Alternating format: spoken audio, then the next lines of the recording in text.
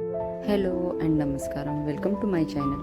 माझा हा व्हिडिओ मार्गशीर्ष महिन्यातला पहिला गुरुवार आणि शेवटचा गुरुवारचा आहे. या व्हिडिओमध्ये मी माझी morning to evening routine capture केलेलं आहे.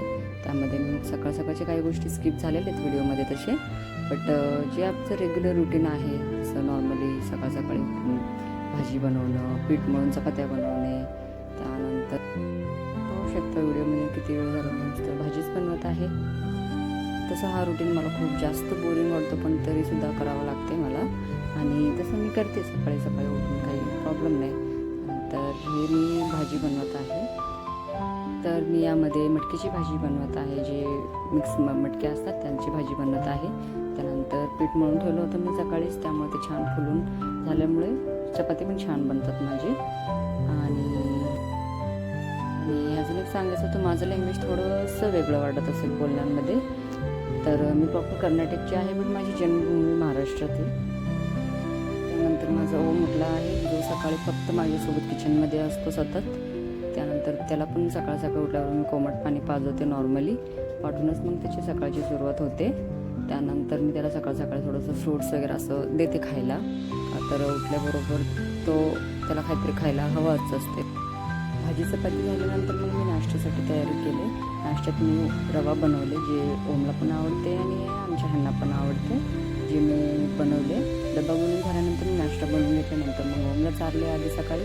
त्यानंतर अख्खं घर आवरून मग मी स्वतः रेडी झाल्यानंतर तुम्ही पाहू शकता मी नॉर्मली मला साडी वेअर करता येते, बट मी फर्स्ट गुरुवारी मी ट्राय केले आणि बऱ्यापैकी ठीक आहे, जमलं. त्यानंतर एवढं सगळं देवाच्या इथे पसारा, आधी देवपूजा करून घेऊन मी सगळा पसारा आवरला. मग देवपूजा व्यवस्थित मांडून घेतली. जे मांडलेलं व्हिडिओ आहे ते मी उद्यापनाचा जो लास्ट गुरुवार असतो त्यामध्ये प्रॉपर शूट केलेला आहे, का तर फर्स्ट गुरुवार असल्यामुळे मला ओमही काही सुधरू दिला नाही आणि व्यवस्थित बनवता नाही आलं.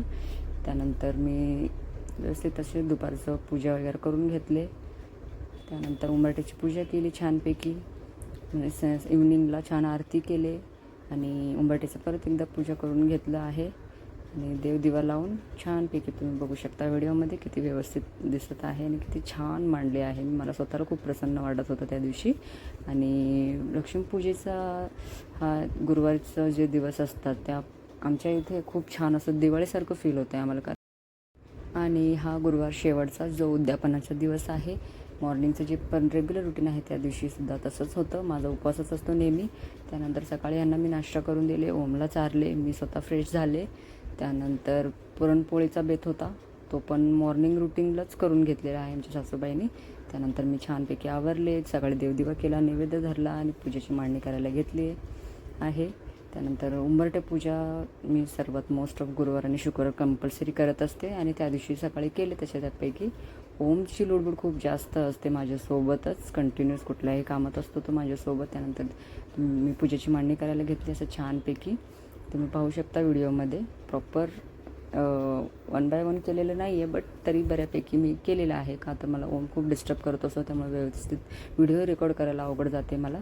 त्यामुळे अशा पद्धतीने मी तांदूळ वगैरे स्वस्तिक काढून छान कळसची पूजा करून घेतली. कळस तोपर्यंत ह्याच्यावर ठेवत नाही, पूजेच्या मांडणीवर, जोपर्यंत कळस प्रॉपर तयार होत नाही, स्वस्तिक वगैरे काढून नाही का, हळद कुंकू वगैरे व्यवस्थित लावून पानं ठेवून तेव्हाच मी कळस जे आहे ते प्रॉपर तांदूळवर उचलून ठेवायचं, कारण की नंतर उचलायचं नसतं ते.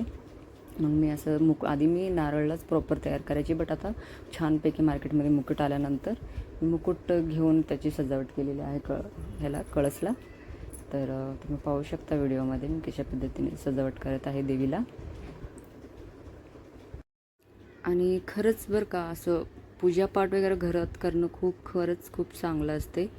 आणि ज्या घरात स्पेशली लहान मुलं आहेत तिथं तर खूपच चांगलं असतं, तिथलं वातावरणच खूप पॉझिटिव्ह होऊन जातं, त्यांनासुद्धा छान वाटतं. असं देवपूजा वगैरे करणं म्हणजे त्यांच्यासाठी पण एक संस्कार एक प्रकारचं दिले जाते इनडायरेक्टली.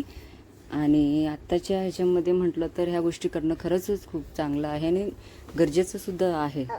आणि ह्या गोष्टी जर आपण मनापासून केलं ना, तर इनडायरेक्टली पॉझिटिव्ह एनर्जी तर असतेच आपल्यामध्ये, बट ते खरंचसुद्धा होऊन जाते अशा गोष्टी. त्यामुळं मला तरी वाटतं मोस्ट ऑफ करावं. मार्गशीर्षचा हा गुरुवार मी खूपच वर्षापासून करते, म्हणजे लग्न अगोदरपासूनच, म्हणजे माझ्या माहेरीसुद्धा करत होते आणि नंतरही मी ते कंटिन्यूच केलं आहे. आणि बेबी झाल्यानंतरसुद्धा आता माझा ओम जे आहे तो आता 2 वर्षाचा आहे ऑलमोस्ट. आणि मी हे पूजा केले कंटिन्यूस. तरीसुद्धा खरं तर लहान मुलं असलं की ते करू देत नाहीत, बट केलं मॅनेज आता कसं तरी त्याला सांगून. काही गोष्टी त्यालासुद्धा हेल्प करायला लावली तिथे मी. आणि बघा अशा पद्धतीने मी पूजा वगैरे मांडून घेतली आहे. सगळं आभूषण वगैरे व्यवस्थित छानपैकी टाकून पूजा केली आहे. खूपच छान वाटतं असं पूजा वगैरे तयार करणं. तुम्ही बघू शकता, बघायलासुद्धा किती सुंदर आणि प्रसन्न वाटते. मी अशा पद्धतीने मांडणी करून घेतली. त्यानंतर देवाचे जे काय आहे पूजेसाठी ठेवणं ते सगळे समोर व्यवस्थित मांडून घेतले. आणि असं हळद कुंकू वगैरे छान वाहून देवीची पूजा तयार करून घेतली मी. आणि मार्गशीर्षचा गुरुवार खरं तर 4 गुरुवार येतात प्रत्येक, जर डिसेंबर महिन्यामध्ये असते. आणि प्रत्येक वर्षी ते मी करते मनापासूनच. सगळेच करतात, मोस्ट ऑफ महाराष्ट्रामध्ये सगळेच करतात. प्रत्येक मराठी घरांमध्ये ह्या गोष्टी केल्या जातात आणि दुसरे लोकही करतात तसं. आणि छान वाटतं असं खरंच खूप हे पूजापाठ करणं. असं खूप पॉझिटिव्ह एनर्जी असते घरात, पण खूप सुंदर वातावरण असतं त्या दिवशी. आणि लिटरली जी पूजा करतात त्यांचं माइंड ते खूप हॅप्पी असतात त्या दिवशी. त्यामुळे हे पूजापाठ तरी खरंच करणं खूप चांगलंच आहे. आणि तुम्ही पाहू शकता मी किती छान व्यवस्थित पूजा मांडत आहे. मला जास्त काही एवढं अवघड वाटलेलं नाही आहे, बट ठीक आहे, जेवढी माहिती होती मला पूजा मांडण्यासाठी ते सगळं मी केले तशा पद्धतीने. आणि हे अशा पद्धतीने मी इझिली करून घेतले. एवढं काय अवघड नाही वाटलं मला करताना, बट ठीक आहे, म्हणजे छान आहे पूजा करणं, हे मांडणी वगैरे नाही का. ज्यांना पहिल्यांदा आहेत, जी पूजा पहिल्यांदा करणार आहेत त्यांच्यासाठी पण नाही का खूपच छान असं रिझल्ट मिळेलच. म्हणजे करू शकता तुम्ही इनडायरेक्टली हे पूजासुद्धा बिफोर मॅरेज आणि आफ्टर मॅरेज कंटिन्युअसली. अशा पद्धतीने मी घरात आमच्या देवीची जी मूर्ती आहेत, बालगोपाल आहे, अन्नपूर्णा देवी आहे, त्यांनासुद्धा देवीसमोर स्थापन केले आहे. तांदळावर खाली पान वगैरे ठेवून त्यांना ठेवले पाहिजे तसं त्यांनाही समोर. का तर आपण घरात पूजा मांडतो आहे म्हटल्यावर आपल्या देवांना, सगळ्याच देवांना घेऊन आपण पूजा मांडणार आहे तिथे. आणि अशा पद्धतीने मी काही व्हिडिओमध्ये कट होत आहे, व्यवस्थित दिसत नाही आहे. ॲक्च्युली व्हिडिओ व्यवस्थित रेकॉर्ड करायला नाही जमलेला आहे, बट ठीक आहे. फर्स्ट व्हिडिओ मी अशा पद्धतीने रेकॉर्ड केलेला आहे. काही चुकलं असेल तर प्लीज बी कमेंट आणि मला सांगू शकता तुम्ही अजून मी यामध्ये काय चेंजेस करू म्हणून. तर सांगितलं तर मी नक्की डेफिनेटली सगळं त्यामध्ये काही गोष्टी चेंजेस करायचा प्रयत्न करेन. माझं लँग्वेजसुद्धा, जी माझी बोलण्याची जी ट्युनिंग आहे ते सुद्धा मी चेंज करेन. खाली व्यवस्थित खरं तर मी पूजा मांडत होते, त्यामुळे ते व्यवस्थित दिसत नाही आहे. फ्रूट वगैरे जे असतात देवीनं 5 फळं ठेवणं ताटामध्ये, त्यानंतर खडीसाखर, ते 5 हळद कुंडाचं ते प्रकार, ते पाची, आणि त्यानंतर एका कलशामध्ये धनिया. आणि तसंच मी देवीला इथं सजावट करत आहे, देवीचं सुद्धा शृंगार करत आहे. त्यांना असे कानातले इयरिंग्स वगैरे, नथ, हे सगळ्या गोष्टी वेअर करत आहे मी देवीला.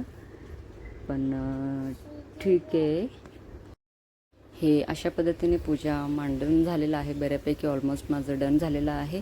त्यामुळं सगळ्या वस्तू मी व्यवस्थित तिथे मांडून घेतले पाटावर. घरातले देवदेवींचं पण सुद्धा पूजा केली, रांगोळी काढली छानपैकी असं समोर. त्यानंतर तुम्ही पाहू शकता व्हिडिओमध्ये हळदकुंड वगैरे, फुलं वगैरे वाहून सगळं मी ताटसुद्धा तयार केलेलं आहे. ताटामध्ये सगळं ठेवलेलं आहे वस्तू, हळदी वगैरे, हळद कुंकू, समय वगैरे लावून घेतलेला आहे समोर. त्यानंतर देवदिवा करून घेतला आहे. पाहू शकता व्हिडिओमध्ये किती छान आणि सुंदर दिसत आहे. घरात सुद्धा त्या दिवशी खूप छान वातावरण असते. खरंच नक्की एकदा जे नाही करत हे पूजे पाठ वगैरे, पण मार्गशीर्ष ॲटलिस्ट मुलींनी करावं असं मला वाटते. त्यानंतर ओमला घेऊन मी पोथी वाचून घेतलेले आहे. त्यालासुद्धा पोथी ऐकवले, पण तो काही व्यवस्थित ऐकत नव्हता. पण तरी बऱ्यापैकी मी प्रयत्न केले पोथी वाचून दाखवायची त्याला, समोरासमोरच. त्यानंतर पुरणपोळीचं बेत होता, सकाळी थोडंफार केलं होतं, नंतर इव्हिनिंगला मी थोडंफार केले. मला एवढं पुरणपोळी जमत नाही, मग मी आमटी भात करून घेतला, दूध गरम करून घेतले आहे. नंतर मी स्वतः आवरायला घेतले, का तर मला 5 सुवासिनींना जेव घालायचं होतं, जे शेवटच्या उद्यापनाच्या दिवशी घालतात. मोस्ट ऑफ घालणारे 2 घालतात किंवा 5 जण घालतात. माझं थोडासा 1-2 वर्षाचा बेबी झाल्यानंतर गॅप पडल्यामुळं मी 5 वाजता जेव घातले आणि मी माझं आवरून झाले. त्यानंतर ओम मला डिस्टर्ब करत होता का तर त्याला भूक लागली होती. त्याच्यावर इव्हनिंगचा टायमिंग जेवणाचा आहे 8 वाजता. त्याला वेळेवर नाही चारलं तर तो खूप चिडचिड करतो. त्यानंतर बाहेर तुम्ही बघू शकता प्रॉपर दिवाळीचं वातावरण झालेलं. असं वाटतं की लक्ष्मीपूजेचाच दिवस आहे. खरं तर लक्ष्मीपूजाच होती पण दिवाळीतलं लक्ष्मीपूजनाचा दिवस वाटत होता. त्यानंतर देवदिवा करून मी छानपैकी असं पूजा मांडले, स्वतः तयार झाले, हळद कुंकू करून लावून आरती करून घेतलं. तोपर्यंत सुवासिनी अजून आल्या नव्हत्या म्हणून मी त्यांना सोडूनच आरती करून घेतले. त्यानंतर माझं आरती झाल्यानंतर मग थोडंफार ओमसोबत टाईमपास केले मी माझ्या लेकरासोबत. बघू शकता तो सुद्धा कसा रिस्पॉन्स देतो आहे. त्याला असं वेगळं वाटत असेल. त्याचे फर्स्ट हेअर कटिंग केल्यानंतर पहिल्यांदा जरा त्याला थोडं केस आले त्यामुळे तो जरा युनिक दिसत होता, छान वाटत होतं. अशा पद्धतीने इव्हनिंगचा जो आमचा आहे लक्ष्मीपूजनाचा सुवासिनींचा जेव घालण्याचा बेत रेडी होता ऑलमोस्ट. घरसुद्धा छानपैकी मी आवरून घेतले आहे, सगळं तयारी करून घेतली आहे. ओटी भरण्याचं सामान तयार करून ठेवले मी. सुवासिनी आल्यानंतर त्यांचा पाय वगैरे छान धुवून हळद कुंकू लावून त्यांना जेवणाचा बेत देऊन टाकलेला आहे मी. छान अशी पुरणपोळी, भात, आमटी, पापड, दूध ह्याचं सगळं बेत होता पुरणपोळीचा.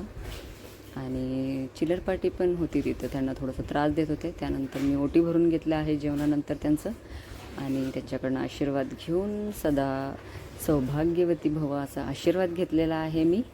जे लग्न झालेले नाही ते सुद्धा पूजा करू शकतात, ज्यांचं लग्न झालं आहे ते सुद्धा कंटिन्यू ठेवू शकतात. त्यांच्या कुटुंबासाठी खरंच खूप छान आहे.